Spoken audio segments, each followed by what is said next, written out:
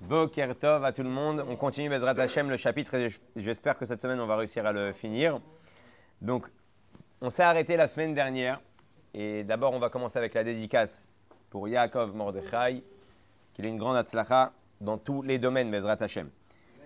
La semaine dernière, on s'est arrêté avec quoi? On s'est arrêté donc qu'on a le contrôle de soi-même et on peut avoir le contrôle de soi-même et qu'on ne t'a pas demandé d'être tzaddik et de ressentir ce qu'un tzaddik y ressent. Par contre, à la fin du Tanya, à la fin du chapitre, le Admor Azaken, il explique malgré tout, il y a des moments où tu dois essayer d'arriver au niveau du tzaddik à être dégoûté du mal, dégoûté des mauvaises choses. Alors, comment on arrive à ça? Là, le Admor Azaken aujourd'hui va donner des conseils. Kegon, be'atzat rachmenuzal, isha chemet meleat soa vechule. Ok, on va voir dans la Gemara qu'il y a des conseils que les Rachamim nous donnent pour être un petit peu dégoûté des choses qui vont à l'encontre de la volonté de Dieu. Et on va parler de deux exemples.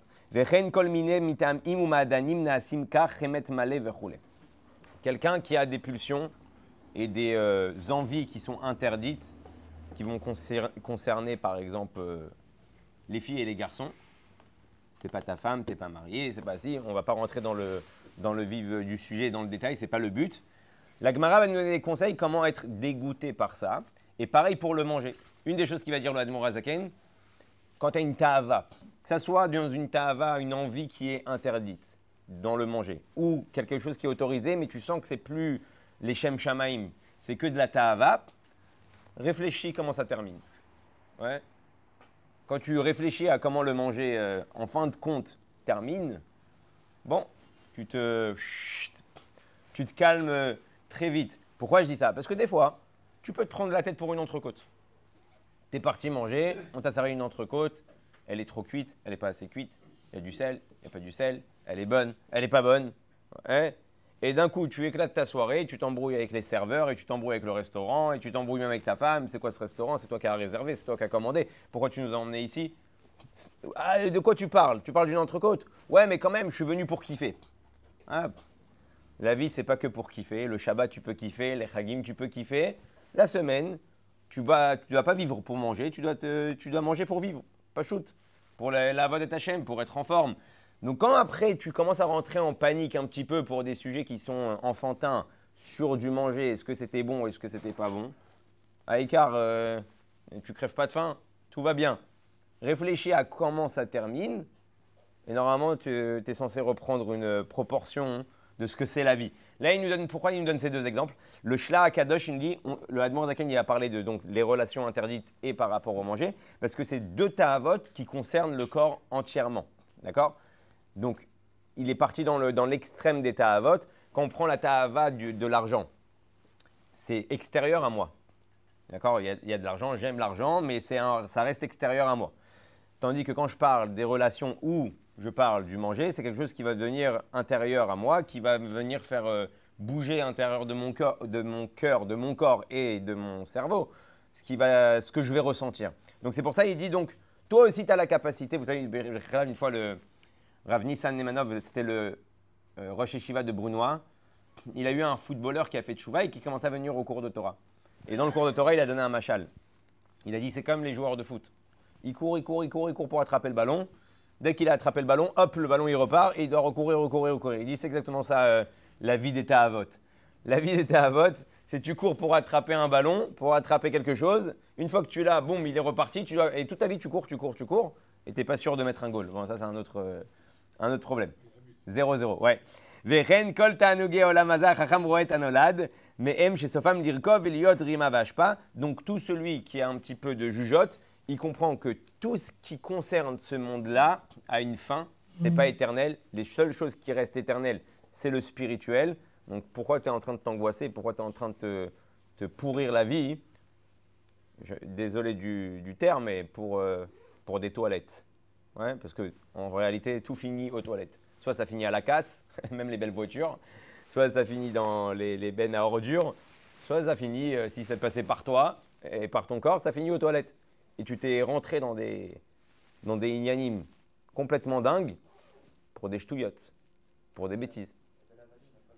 À Kol Evel, nachon? Et vers l'avalim. Et il dit comme ça, alors là, il nous a parlé, le Admor Azaken, comment arriver de temps en temps. Tu n'arriveras pas à réfléchir à ça tout le temps, mais de temps en temps, tu peux être comme le tzaddik, être dégoûté des choses qui ne concernent pas la volonté de Dieu. Là, il te dit, et pareil dans le cas contraire, dans le bon. Toi aussi, tu as la capacité nafshit, mentale, d'aimer Dieu et d'avoir du plaisir envers Dieu, comme le tzaddik. Alors, c'est quoi la différence entre nous et eux? C'est que eux, c'est en continu, ça ne s'arrête jamais. C'est comme on avait dit dans le chapitre d'avant, émet la hamito. Chez eux, c'est émet. Chez toi, ça dépend de la tendance. Ouais, c'est comme la bourse. Ça dépend le cours, la tendance, ce qui se passe à l'intérieur de ta neshama et de ton corps. Mais il te dit que toi aussi, tu as l'obligation de temps en temps d'arriver à ce niveau-là, d'aimer Dieu et d'avoir du plaisir que pour Dieu. Et ça nous arrive. Des fois, on est tellement mitlaev beruchaniyut de temps en temps. Ouais. Des fois, tu es mitlaev beruchaniyut, tu es parti voir un tzaddik, tu es parti au kotel. Un jour, tu es mitragesh, un jour, tu ne vas pas être mitragesh. Mais le jour où tu es mitragesh, comment tu te sens à ce moment-là? Tu te sens proche de Dieu, tu te sens bien. Et à la limite, c'est ce que tu vas tout le temps rechercher à chaque fois que tu vas aller dans cet endroit où tu avais une fois ressenti du plaisir spirituel. Et c'est ce qu'on recherche à chaque fois qu'on arrive à des fêtes. Des fois, j'ai passé des super fêtes il y a 1 an ou 2 ans. J'ai ressenti quelque chose de très fort. Des Chagav, c'est pourquoi il y a autant de gens qui repartent aussi chaque année à Ouman ou qui vont voir le rabbi parce qu'ils ont ressenti quelque chose de spirituel fort et ils sont prêts à payer cher et même à se mettre en danger, comme on voit avec la guerre qui est là-bas ces dernières années, pour ressentir cette Nekuda-là. Donc oui, nous, on a la capacité de pouvoir retrouver ce ta'anoug-là comme les tzadikim. Alors il dit comme ça. Af yodea ben nafsho. Mais sache que même quand tu vas atteindre ces niveaux-là, parfois, chez toi, ce n'est pas considéré émettre la hamito. Pourquoi? Parce qu'on avait dit, la particularité du émet, c'est quelque chose qui est tout le temps continu, qui ne bouge pas. La Torah est émet, parce que depuis qu'on l'a reçue jusqu'à aujourd'hui, elle est actuelle.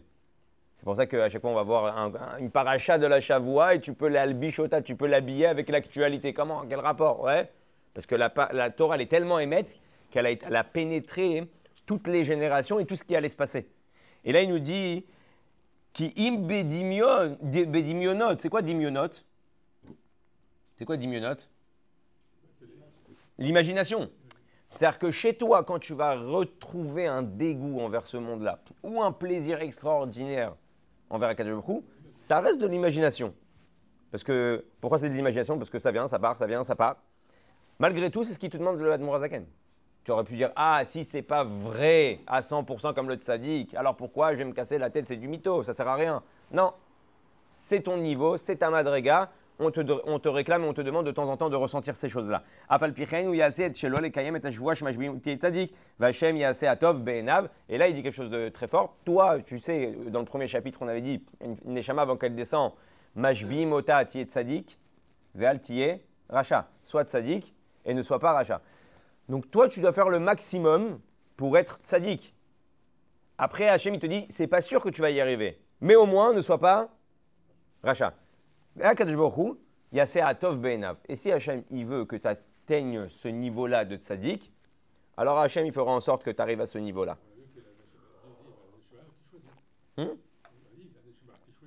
Ouais, mais on te dit de choisir soit ça ou soit ça.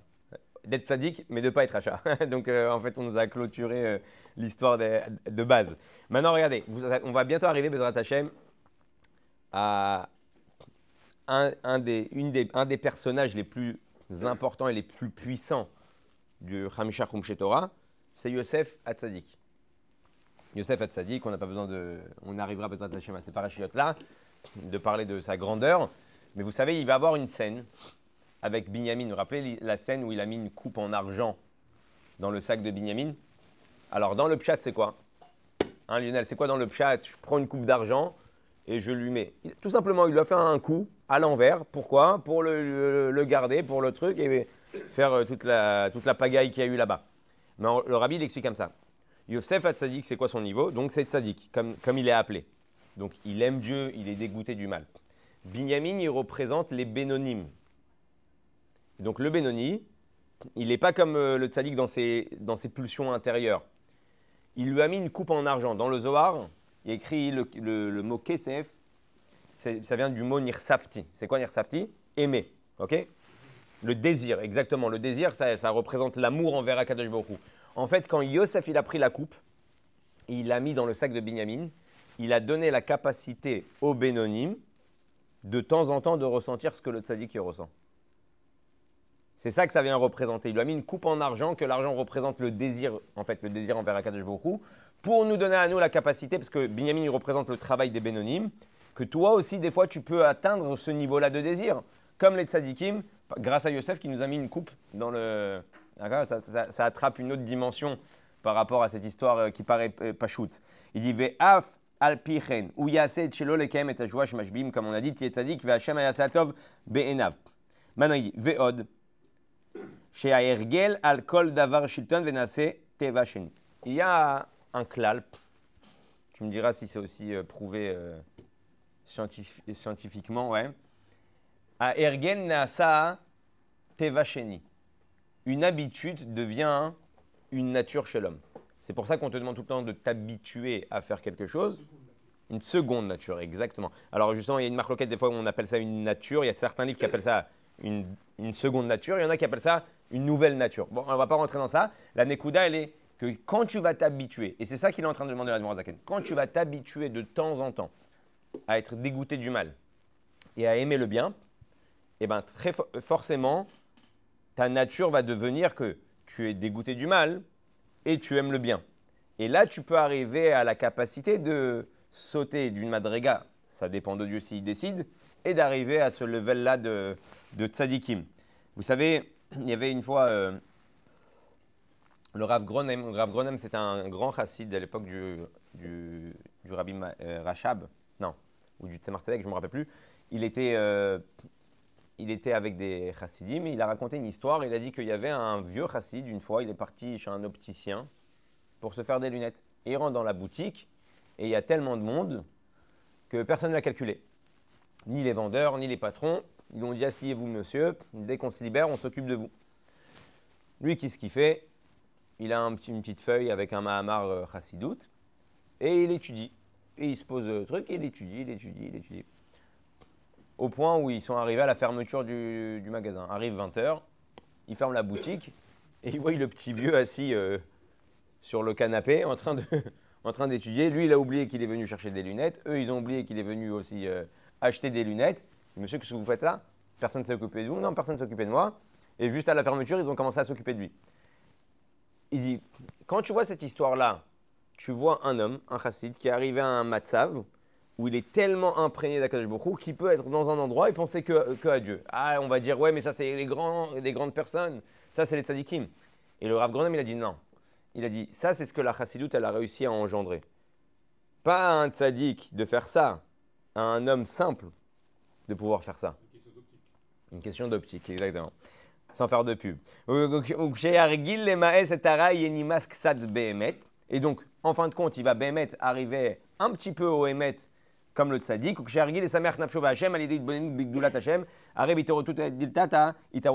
Et automatiquement, il y a un klal que quand il y a un éveil d'en bas, il y a un éveil d'en haut. C'est le klal entre nous et Akadosh Baruch Hu, c'est le business plan qu'on a avec Hachem. À partir du moment où il y a eu Matan Torah, le haut est descendu vers le bas et le bas peut monter vers le haut. Et à partir du moment où tu fais un éveil en bas, d'ailleurs c'est le rapport en général, d'après la spiritualité, d'après les choses profondes, entre un homme et une femme. Quand il y a un éveil d'en bas, il peut avoir un éveil d'en haut. Je ne vais pas rentrer dans les détails, mais vous m'avez compris. Et c'est pareil avec Hachem et le Ham Israël. Hachem, on le considère comme l'homme, et le Ham Israël, il est considéré comme la femme. Quand la femme montre un désir et montre une volonté de se rapprocher de son mari, alors automatiquement, le mari peut venir vers son épouse, vers sa femme. C'est exactement le kécher qu'on a avec Hachem. Montre à Akadosh Baruch Hu que tu veux, et Hachem, il t'aide. Et Hachem, il vient vers toi. Si tu viens à la tfila sans vouloir venir, alors c'est bien, tu as fait l'effort de venir. Ouais. Alors peut-être que Dieu va venir vers toi. Mais quand tu montres à Dieu que même quand tu n'as pas envie, tu fais un effort de vouloir, réfléchis. Des fois, vous savez, le problème qu'on a dans notre génération, c'est que notre cerveau a été emprisonné. Si on parlait de l'Égypte ancestrale à l'époque où les Bnei Israël ils sont sortis d'Égypte, on dit waouh, ça fait 3000 ans, ça fait longtemps. C'est bidiouk ce qui se passe dans notre génération. Vous vous rappelez que Paro, quand Moshe est venu le voir la première fois pour lui dire libère le Ham Israël, qu'est-ce qu'il a fait Paro? Qui c'est qui a demandé d'être libéré? Ça y est, les bénis Israël, ils en ont marre. Ils veulent sortir. Donne-leur leur liberté, leur indépendance. Paro, il dit ah, ils ont le temps. Ils ont Hashem Betzar Lahem. Ils ont crié, ils ont appelé Hashem. C'est comme ça qu'Hachem il a écrit qu'il a envoyé à ce moment-là Moshe. Hashem Betzar Lahem. Donc, Paro, il a dit ah, vous avez le temps de réfléchir. Vous avez le temps de vous rebeller, de faire des manifestations. Alors, qu'est-ce que je vais faire? Encore plus de travail. Comme ça, ton cerveau, il est complètement fracassé et clôturé. Tu ne peux plus penser à rien à part servir Paro. Dans notre génération, avec les smartphones, Ishtabbar Shemolad, ouais, il y a beaucoup de choses bonnes qui peuvent sortir d'un smartphone.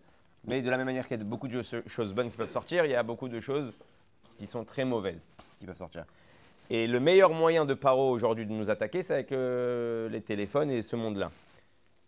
Dès que tu commences à réfléchir, on fait en sorte que ton cerveau il soit toujours occupé et préoccupé sur des choses futiles et automatiquement, tu n'as plus le temps de te rebeller. Tu n'as plus le temps de dire non, ça ne me convient pas, non, ce n'est pas la vie que je veux, non, c'est pas… On t'a rentré que l'argent, c'est le principal, c'est le Icar dans la vie. On t'a rentré qu'en réalité, tu peux continuer à travailler non-stop. Il y a des gens qui travaillent aujourd'hui non-stop. Moi, je me rappelle à l'époque, mon papa, il allait travailler. Quand il rentrait à la maison, on avait juste une ligne de maison. On n'avait pas de téléphone portable. Donc, quand quelqu'un t'appelait, c'était quelqu'un de la famille ou un frère ou quelqu'un qui veut avoir des nouvelles. C'était les discussions que tu entendais. Ah, comment ça va? Ça fait longtemps. Est-ce que tu viens au mariage demain? Tu viens pas au mariage demain? Ça, c'était les discussions. Aujourd'hui, tu as des gens qui rentrent à la maison. Ils ont fini leur travail et ils peuvent rester sur leur travail jusqu'à 1h, 2h du matin sans aucun problème. Préparer des mails, préparer des campagnes, préparer des sites, préparer des… Et ça ne s'arrête plus.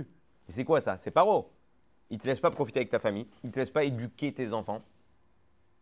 Il ne te laisse pas avoir de bitachon bachem, de confiance en Dieu. Parce que quand j'ai confiance en Dieu, je dis bon, j'ai fait ce que j'ai à faire. J'ai fait ma ishtadlout aujourd'hui. Ma speak, il est 8h, il est 9h.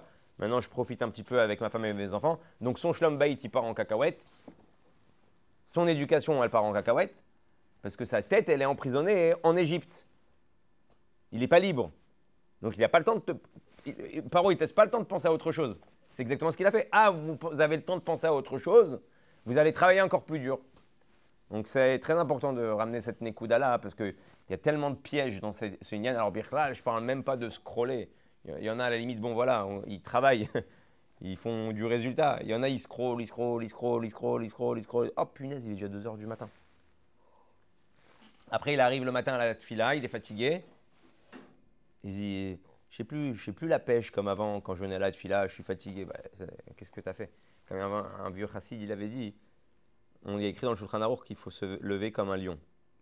Mais si tu vas dormir comme un âne, alors, tu vas te lever comme un âne. Ouais, c'est le résultat. Tu vas dormir comme un âne, tu te réveilles comme un âne. Tu es crevé, tu es fatigué, tu n'as pas envie. Tu vas dormir comme un lion. Tu vas faire ton chemin Israël à la mita. Tu vas préparer tes affaires pour aller au mikvé ou pour te réveiller Bazman. Bah, le matin, quand tu vas te réveiller, la première chose que tu vas penser, ah, j'ai préparé mes affaires tout de suite ici pour prier. Tac, tac, tac. Tu t'es levé comme un lion. Et donc, c'est ça la Nekouda avec Koulé Aïe. Veoulai yare alav ruach mimarom beiske les prinat ruach veshoresh ezet tzadik chez Tita Berbo. Alors peut-être que si tu fais tout ce qu'on vient de dire, Hachem, il va envoyer un ruach, ce qui s'appelle un vent. Un vent, c'est une partie, vous savez que dans la neshama, on a nefesh ruach neshama. On a une partie de la neshama qui s'appelle ruach. Il va t'envoyer un ruach, une partie de la neshama d'un tzadik que du jour au lendemain, tu peux avoir de nouvelles perceptions. Tu as pris l'ascenseur, tu es passé directement au penthouse. Ouais, grâce à ça, mais grâce à l'effort que tu as fourni juste avant. Vous savez, il y avait un chassid qui s'appelait Reb Eizik Mi-Omil. Reb Eizik Mi-Omil, c'était un grand chassid du Admor Azaken. Et une fois, le Admor Azaken, il le rencontre dans le mikvé. Et il lui dit, si tu rentres maintenant avec moi dans le mikvé, je peux te faire monter de niveau, du niveau dans lequel tu te retrouves à Tzadik. Tu as juste à rentrer maintenant dans le mikvé. Qu'est-ce qu'il a dit Reb Eizik Mi-Omil? Je préfère être un Benoni qui travaille, ouais, qu'un tzadik bematana, qu'un tzadik en cadeau. En gros, il a dit à Admor Azaken, j'accepte pas ton offre parce que là, tu es en train de m'offrir un cadeau. Et moi, mon travail, c'est pas de recevoir des cadeaux. c'est de bosser à la sueur de mon front. À la fin de sa vie, il a regretté. À la fin de sa vie, il a regretté. Il a dit, j'aurais dû accepter le cadeau du Hanmorazaken de devenir tzaddik, parce que de toute façon, Adam la mal yulad, même quand tu es tzaddik, le travail ne s'arrête pas. Et j'aurais pu en fait arriver à continuer à travailler, mais dans un autre level. Donc il avait regretté, mais ça montre comment la profondeur de la chassidoute, on demande un travail personnel. Et ça, c'est très, très important. Il y a quelque chose de très, on va dire, qui est très, pas contradictoire, mais on voit dans la chassidoute que les gens, ils sont très, très, très attachés au tzaddik. Ils sont très attachés au rabbi, au truc, c'est leur mentor, c'est tout ce que le rabbi dit, c'est kadosh, tout ce que le rabbi pense. Ouais, c'est comme ça qu'on fait et pas autrement. D'un autre côté, on va voir que, en tout cas dans la chassidoute Chabad, il y a quelque chose d'extraordinaire. Le rabbi, le premier discours qu'il fait en tant que rabbi, il dit, ne croyez pas que je vais faire votre travail à votre place. Je vais juste vous donner les kélim, les ustensiles pour travailler, mais ce n'est pas moi qui va faire votre boulot. Premier discours. Le rabbi l'annonce. D'un côté, il est en train de leur dire, je sais que vous allez être fan, je sais que vous allez être attaché à moi, je sais que vous allez compter sur moi, mais ce n'est pas le but. Parce que si un tzaddik qui veut faire quelque chose, il peut le faire. Il fait comme ça, il peut le faire. Les tzaddikim à travers les générations, ils auraient pu faire venir Mashiach. Mais d'un autre côté, on ne veut pas ce qui s'appelle Matanat Rinam. On ne veut pas un cadeau gratuit. C'est beaucoup plus grand quand c'est la personne qui a réussi à engendrer la chose. Pas le fils à papa, il a bossé, il a levé ses manches, il a travaillé, il a fait fleurir l'entreprise de son père. C'est la vraie fierté d'un homme. Aussi, il est resté en général, vous savez, on dit toujours qu'il y a 3 générations. Il y a la première génération, celle qui travaille dur et qui fait fructifier les choses. La deuxième génération, celle qui profite des gains que la première génération a travaillé. Et la 13e génération, elle est raplapla. Ouais, il y a le grand-père qui a été frais, le papa qui a tout dépensé et les petits-enfants qui sont en train de galérer. En général, c'est le nian quand tu ne rentres pas dans ce travail-là où tu lèves tes manches et c'est toi qui bosses. Donc il te dit, c'est exactement pareil. Avec la rouchaniout, le rabbi te dit, il n'y a pas de problème, je vais tout vous donner. Je vais vous donner des kélim, je vais vous donner des lumières. Mais si vous ne retroussez pas les manches pour faire votre travail à vous, ça ne va pas matcher. Attier d'écart que des années plus tard, en 1992, donc le rabbi fait ce discours-là en 1951.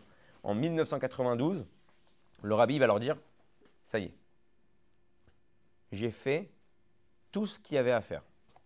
Maintenant, c'est à vous de bosser. Les chassidim, ils ont dit, quoi, le rabbi, tu nous abandonnes? Quoi, le rabbi, tu pars? Ouais, tu vas où? Le rabbi dit, ça y est, je vous ai tout donné sur un plateau d'argent, des discours, des Torah, de la Torah, des Farbrengen, des Inyanim, des dollars. J'ai tout fait. Maintenant, si vous ne prenez pas les choses en main, vous ne faites pas vous venir Mashiach, vous ne pouvez pas venir compter sur moi dans ça. C'est pour ça qu'après, on a eu aussi le Gimel Tammuz. Le Gimel Tammuz où il y a un voile, où on ne voit plus le rabbi, c'est aussi pour dire aux chassidim, allez bosser. Allez faites. Parce que tant qu'il y a le patron qui est là, on n'ose pas faire. On se dit, bon, c'est bon, au pire des cas, c'est lui qui va gérer. Là, le rabbi nous donne la possibilité, de nos propres moyens, d'arriver, de faire venir Mashiach avec fierté. Et là, il nous dit comme ça. Donc, la avod Hashem besimcha, la avod Hashem besimcha amitit qui dirtive simchou tzadikim Hashem. Vous savez que le Harizal, il dit que, on a vu une fois le Harizal, il s'est levé, il s'est mis debout devant un de ses élèves qui s'appelait Shmuel. Ce Shmuel-là, il a écrit un livre sur le Midrash, d'accord? C'était un élève du Harizal qui a après été l'élève du Rabbi Chaim Vital. Et une fois, le Harizal, il s'est levé devant lui. On n'a pas l'habitude qu'un maître se lève devant son élève. Ils lui ont posé la question, comment ça se fait que tu t'es levé devant lui? Il a dit, j'ai vu qu'Akadosh Baruch Hu lui a envoyé une partie de la Neshama de Rabbi Pinchas Ben Yair. Rabbi Pinchas Ben Yair, vous savez c'est qui? C'était le gendre de Rabbi Shimon Bar Yochai, qui était donc à l'époque des Tanaïm. Et il y a la fameuse histoire avec le Chamor de Rabbi Pinchas. Même le Chamor de Rabbi Pinchas, pour te dire à quel niveau il était, son Chamor, quand on lui donnait à manger, si la personne n'avait pas fait le Maaser, il ne mangeait pas. Ouais, t'imagines le truc extraordinaire. Le Chamor, il ne voulait pas manger. Non. Il dit, je crois que vous n'avez pas fait le Maaser. Il a fait le Maaser. Le Chamor, il a dit, allez, c'est bon. je peux manger. Ça, c'est le niveau du Hamor de Rabbi Pinchas Ben Yair. Il y avait même une fois avec une histoire avec Bichlal, un Nahar. Il est arrivé devant un Nahar. Lui, son rôle, c'était d'aller récolter de la tzedaka pour libérer les otages, que Dieu libère nos otages aussi très prochainement. Apparemment, ce n'est pas une histoire d'aujourd'hui, l'histoire des otages. Les gens, ils ont toujours aimé faire ça parce qu'ils savent que les Juifs, ils payent. D'ailleurs, ils ont vu comment on a été prêt à payer pour Gilad Shalit. Donc, ils se sont dit, oh, c'est l'embellie du siècle. Si on en prend 200 comme ça, on va pouvoir vider les prisons en Israël. Et déjà, à l'époque des Tanaïm, les rabbinim, ils allaient récolter des sous pour libérer des otages. Et une fois, il arrive devant un Nahar, et il dit au Nahar, ouvre-toi, je dois aller faire la volonté de Dieu, d'aller récolter de l'argent pour les pidyon jouim. Et le Nahar, il a dit, super, toi tu fais la volonté de Dieu, mais moi aussi je fais la volonté de Dieu. Dieu, quand il m'a créé, il m'a dit de couler, ouais. Il m'a pas dit de me mettre debout et d'ouvrir le lac. Donc moi, tu fais la volonté de Dieu, je fais la volonté de Dieu. Et le Nahar, il dit à Rabbi Pinchas Ben Yair, et moi je fais plus que toi, parce que toi, on ne sait pas si tu vas arriver à ta matara, à ton but. Qui te dit que tu vas traverser le Nahar et tu vas trouver l'argent et que tu vas libérer des otages. Tandis que moi, je suis sûr de faire la volonté de Dieu. Il lui a dit, écoute, si tu t'ouvres pas, il n'y aura plus une goutte d'eau qui arrivera ici. Ouais, tu vas devenir sec comme la pierre, comme le sable. Il a flippé, il s'est ouvert. Donc ça, c'est Rabbi Pinchas Ben Yair. Donc pourquoi je raconte tout ça? Parce que le Harizal, il a vu que son élève, par son travail et son effort, il est arrivé à atteindre ce niveau rouchani-là. Donc il s'est levé devant lui.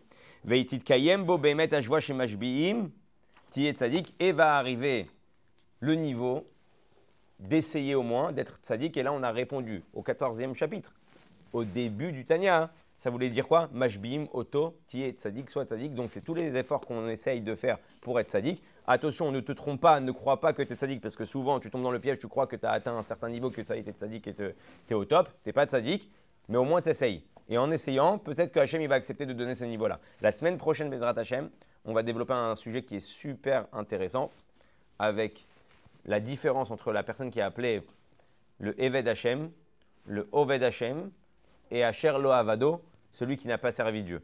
Et on va voir quelle est la différence entre le Tzadik, le Benoni, le Racha, le Oved, le Eved, Asher Lo Avado, un sujet super intéressant.